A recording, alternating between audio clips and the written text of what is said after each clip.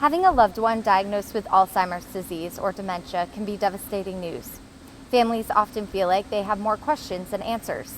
In an effort to provide resources, the Rutland Regional Medical Center held an Alzheimer's awareness seminar.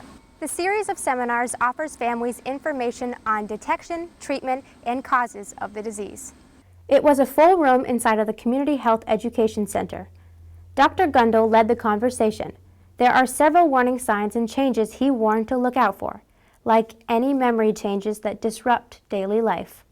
If any of you had a risk of developing cancer at the level of 10%, if you had a funny bump or lump or some kind of funny symptoms, and there was a 10% chance that that was cancer, you would not pause for 1 second to get yourself to the doctor and get it checked up.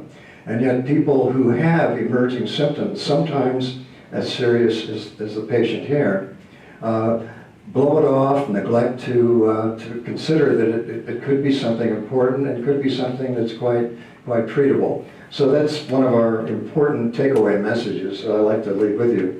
If you have any concern or suspicion that something is wrong, don't hesitate to act. The starting point for anybody who has a suspicion of cognitive change of any significance is with your primary care doctor. Now, we always talk about going to specialists, but when you come down to unremitting disease and long-term management and the starting point of diagnosing, it is your primary care physician who is going to be the caretaker and be with you through the subsequent course of events. Although there is no foolproof method to prevent dementia, Dr. Gundel had a few suggestions to keep healthy.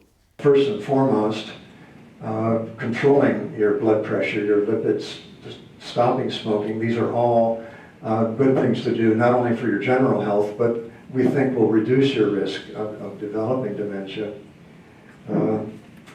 What are the things we can do that are good for our brains that can help us avoid getting a dementing process?